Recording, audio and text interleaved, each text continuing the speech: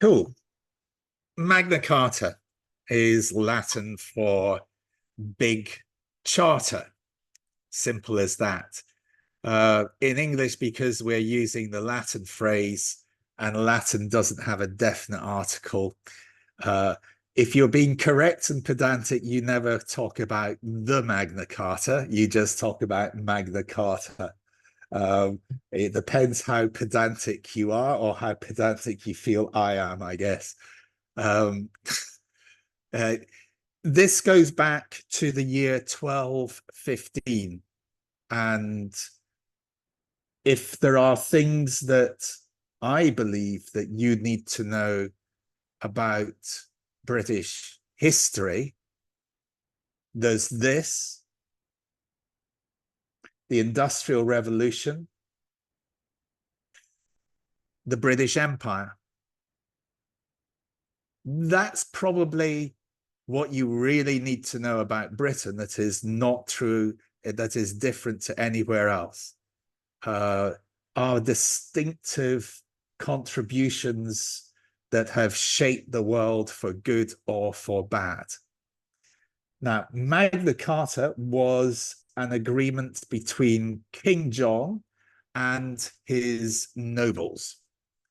So, um, as a bit of background to this, this is all about putting limits on the power of rulers, of kings, of presidents now, prime ministers, monarchs, czars, chiefs, or whatever.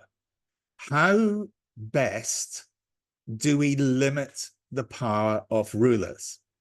Well, I sort of assume that everybody wants the power of rulers to be limited in some way. And in reality, there is no such thing as an absolute ruler. There can never be that. At some level, every ruler requires the consent of the people. You may define the people in different ways. It could be in a democracy, the electorate, or in a very old-fashioned totalitarian authoritarian regime, a few people close to the king, the queen, the president, or whatever. But these people need to agree that the ruler has power. Uh, Otherwise, when a ruler loses the consent of somebody, he is thrown out.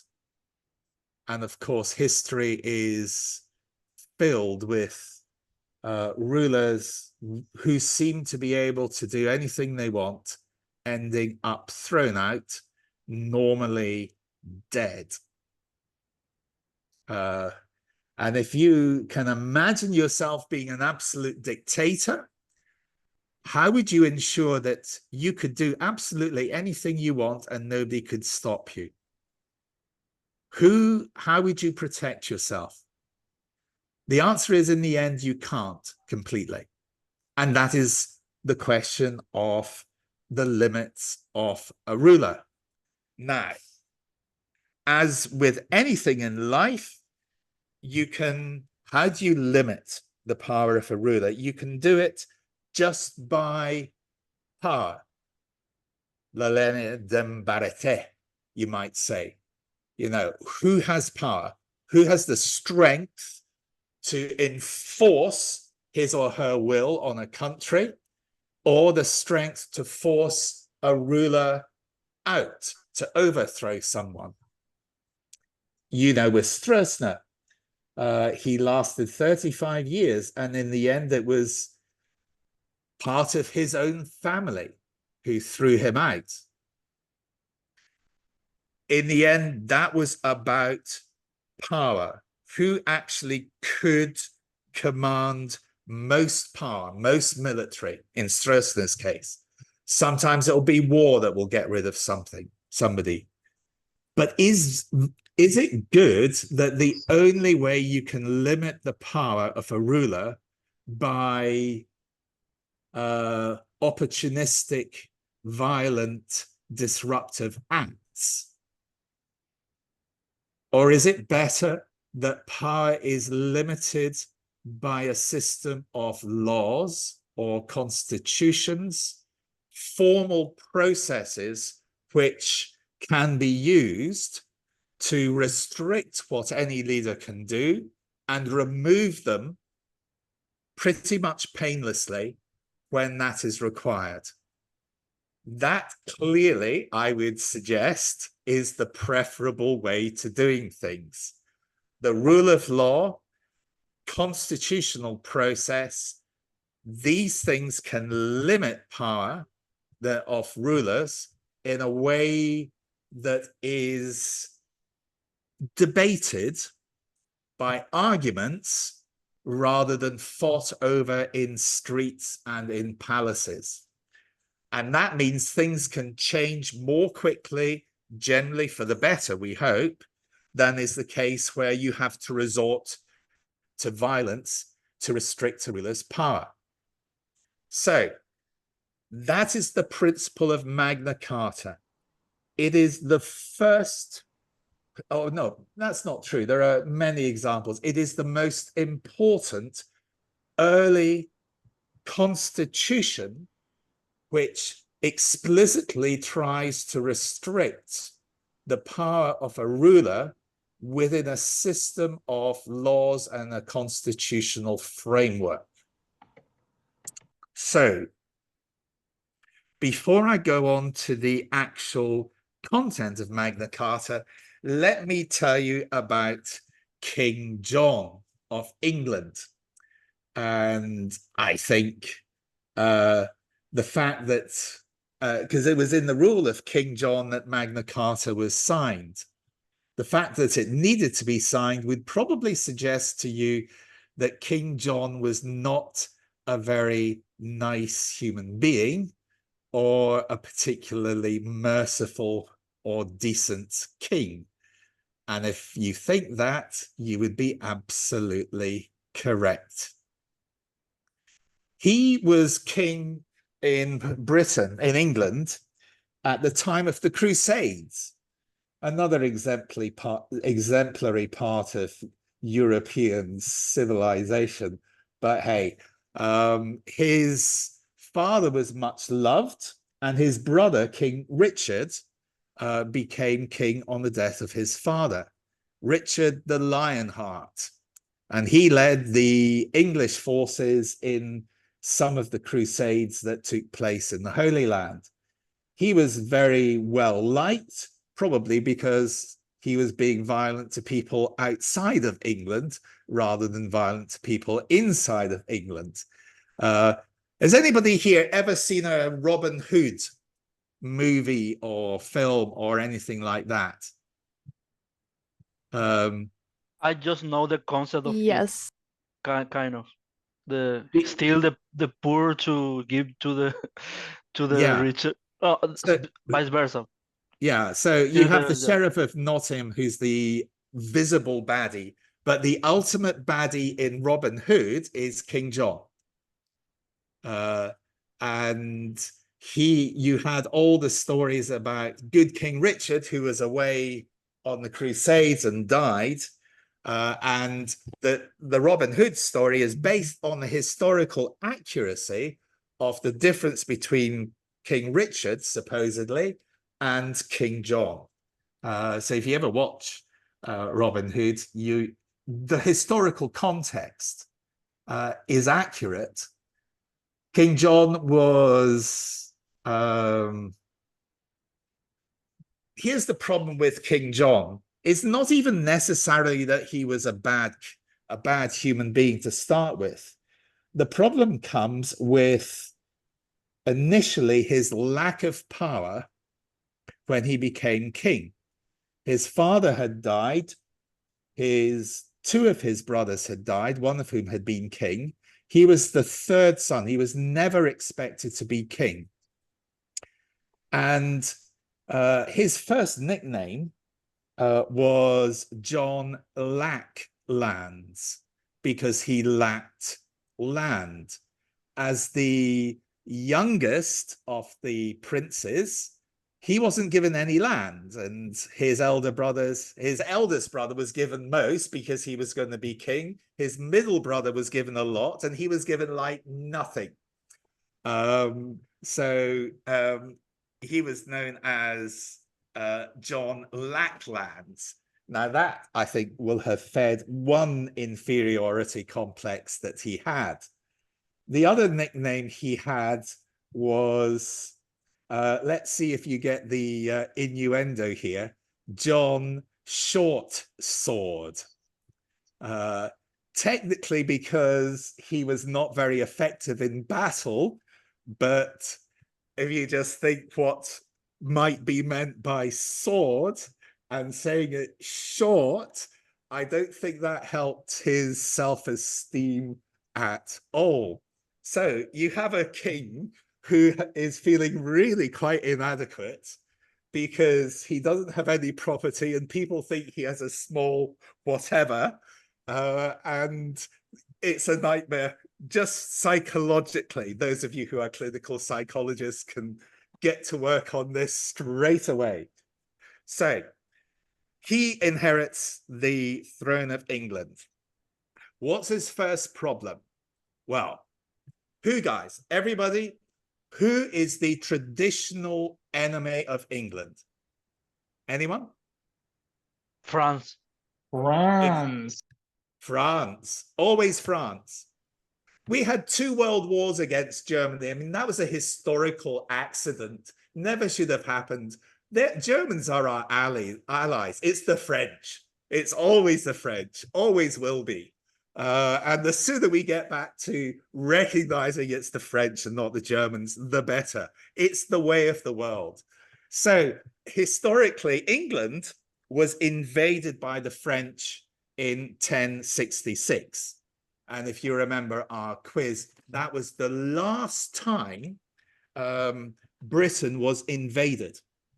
And they won. They occupied Britain. 1066. It's only a short time before Magna Carta. When did King John reach the throne? 1199. It's 100 years later. It's recent history. Having conquered England, you then had the same ruler in England and northern France, because the ruler of northern France, Normandy, was now the king of England, William the Conqueror. As time went on, we had new kings in England, and it became an English king in England, not William, the French king of England. And the French wanted their lands back. So the French captured lands, and then the English went to France to recapture them from the French. And this went to and fro for centuries, actually, maybe even up until the time of Napoleon. Swapping or fighting over the same bits of northern France. So King John, because of all the instability, had lost pretty much all English land in France. So what's an inferior a king with an inferiority complex going to do? He's going to go to war against France to get the land back. And he had several campaigns against France, and he had a campaign against Scotland. And how many of them did he win? None of them. Hence the short sword. He was useless in battle, and there's everything else. But wars are very expensive. And in 20 years, he was at war all the time. And it's expensive because it kills young men. And not just the poor, the rich, because they were the knights, the leaders of the troops. So all the leading families in England were losing sons to King John's war. They also had to pay for it. And that's where you get the connection with Robin Hood. the taxes went up and up to pay for the military campaigns that he was conducting so badly. And it meant too that when somebody would die, a knight with land would die, the king would confiscate the land. He might even rape the daughters as well, but hey, that wasn't that important in those days, of course, tragically, but he would confiscate the land. And there was no opposition. You could not oppose taxation. So the king would just decide, right, I'm taking this amount of your money. You couldn't do anything about it. So you can see how the situation developed where more and more financial pressure was coming from the king, more and more aggression towards family was coming from the king. Families were losing money, their rights, they were losing their sons in battle. And in the end, the nobles had enough. And led actually by the Archbishop of Canterbury, Stephen Langton, who actually, this is a little aside, he founded my church in London on his way back from signing Magna Carta in 1215. There's a place there which commemorates his laying the foundation stone of my church. That's another story. And Stephen Langton, the Archbishop of Canterbury, was the brains behind Magna Carta. And that is not a coincidence. First, he had brains, he was educated, and only really church people were educated. Second thing is, he had so many of the principles of the Judeo-Christian tradition, some that we've looked at, the rule of law, equality, and so on and so forth. And he brought those to bear on Magna Carta. They sat down with King John and said, right, you want to be king? Sign this. And in a second, I'll show you what they signed.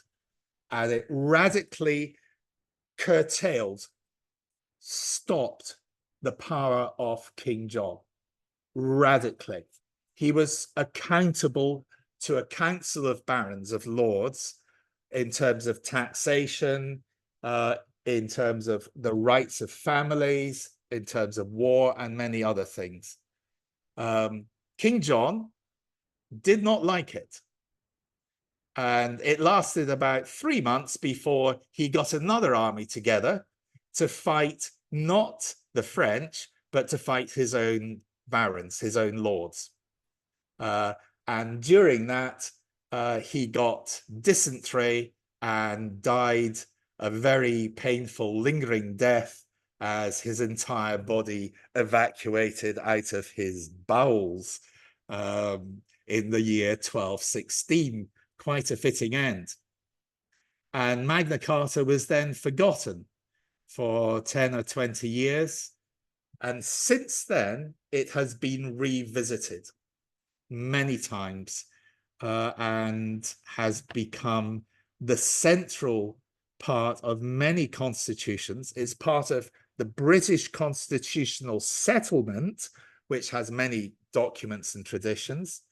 It was the single most important document that influenced the US Constitution. You will find the influence of Magna Carta in the present Paraguayan Constitution.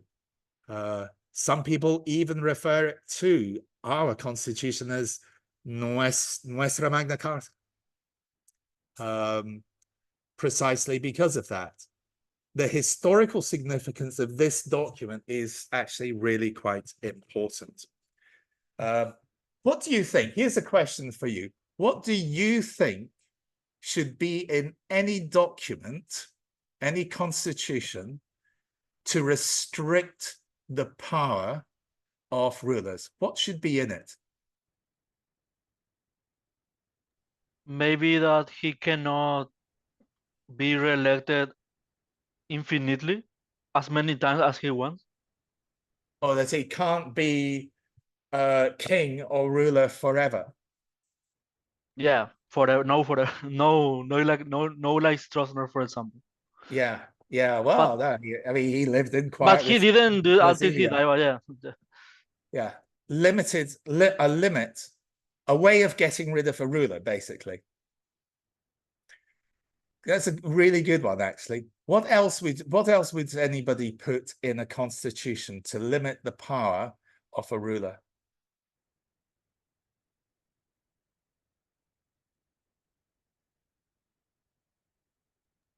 any sort of responsibility towards their population. I don't know exactly what, but kind of that maybe. That maybe. Well, I think the question is who assesses, who judges their responsibility to the population? Maybe that's the key question, way to put it. How else? What restrictions should there be on any ruler, on a president? What restrictions should there be even today? Boundaries to respect people's will. Thanks, Erica. Am I missing some of these things?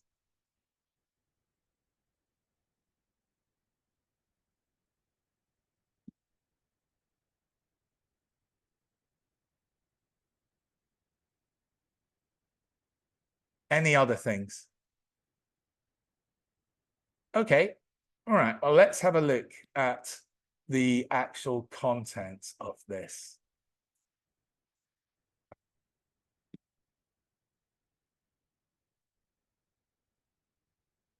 There's a wonderful picture of King John. He looks so shifty and dodgy. I don't know who pictured it, but you get the idea of somebody who is a little bit paranoid and inadequate. Okay, here we have. First thing, no free man is to be arrested or imprisoned except by the lawful judgment of his peers or by the law of the land. Basically, this says you can't just be sent to prison. You can't just be locked up without process. And well, you know, today there are many places where that happens still. Stroessner did it all the time, as you know.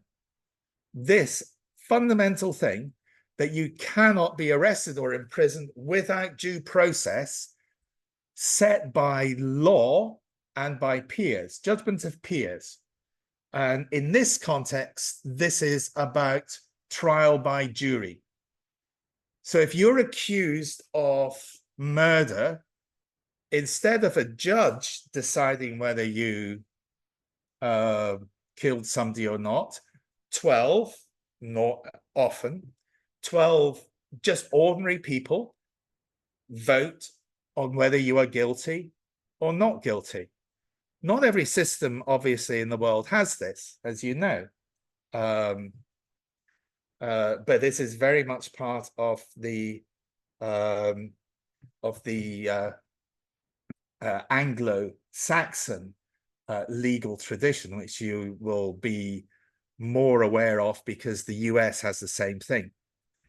This also raises and assumes the presumption of innocence.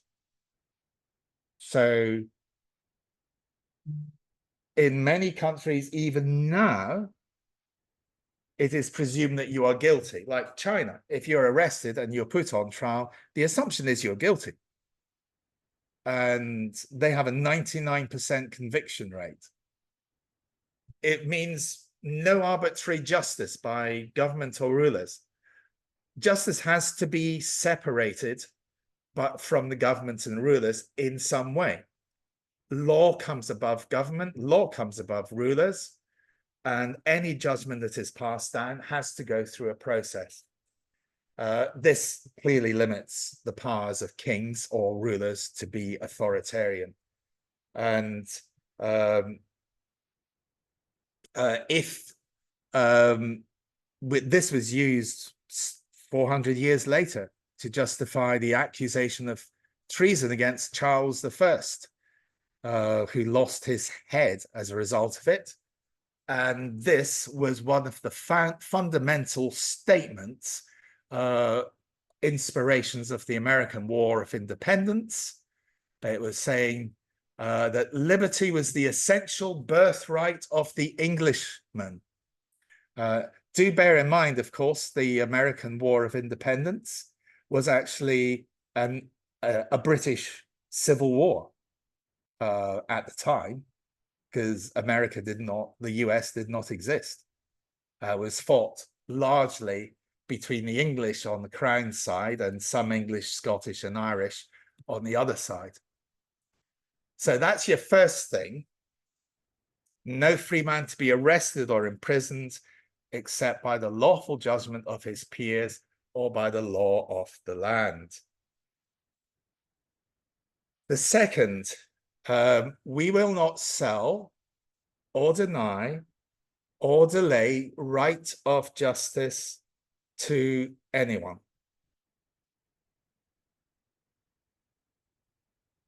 Let's just think of this. We will not sell justice to anyone. So you can't buy justice.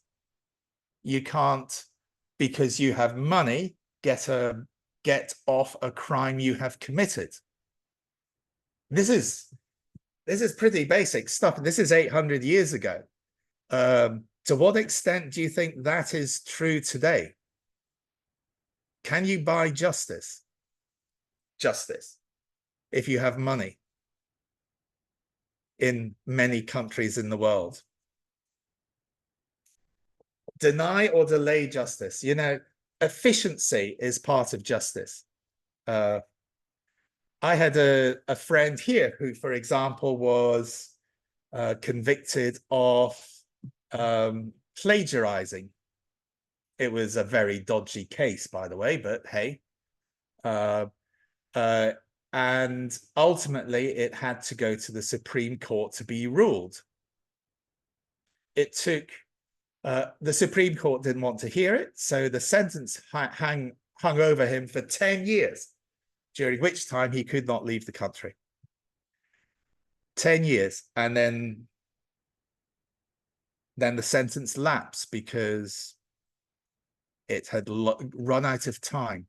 If you delay justice, then that is against justice.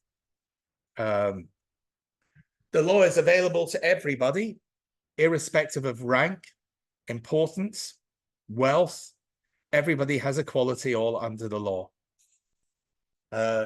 This also has a significance for what is called habeas corpus, which is that you cannot arrest somebody and just hold on to them without charge. In most legal systems, you have to make a charge within a certain period of time, or you let a person free. Habeas corpus is what this is called. Let you have the body. And this was used in the impeachment of Bill Clinton, actually. And okay, let's go on to the next one. The English church shall be free and shall have its rights undiminished and its liberties unimpaired. This is an interesting one. This effectively says the church shall not be governed by the state, and then it means that the state cannot be governed by the church. Separation of church and state. This was a major issue at the time in Europe because the Roman Catholic Church the papacy was trying to assert its authority far more strongly than had been the case before. And there had been significant debate in England about this. But this was a way in which the church and the state would, obviously they exist alongside each other, but they would actually not be dependent on each other, be related in a formal sense. Here you get no scutage, or aid, that's tax. These are both words for tax. No taxation shall be levied, raised. No taxation shall be raised in our kingdom without its general consent. So any taxes the king wanted to impose on the country, he had to get consent. This was quite radical and makes a lot of sense. You have to ask the question, of course, this sounds really very good. Without its general consent of the kingdom, who gave the consent? Well, let's not get carried away about democracy here. This was about the Council of Barons, which I think was 25 men who represented the entire country and believed they represented the entire country and its general consent.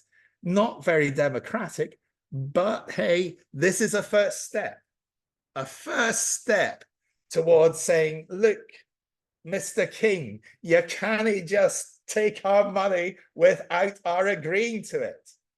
And that was quite radical. This again in the American colonies was used to justify the protest of no taxation without representation, which they protested about, Boston Tea Party and all this sort of stuff, in the lead up to the War of Independence. As in, if the British government was going to tax the American colonies, then the American colonies should have the right to say yes or no to the taxes they had to pay. So taxation has to be approved by the people. So you need some way of representing the people. Here it's a Council of Barons. It's a sort of first attempt at a parliament or a congress. That's a big one too.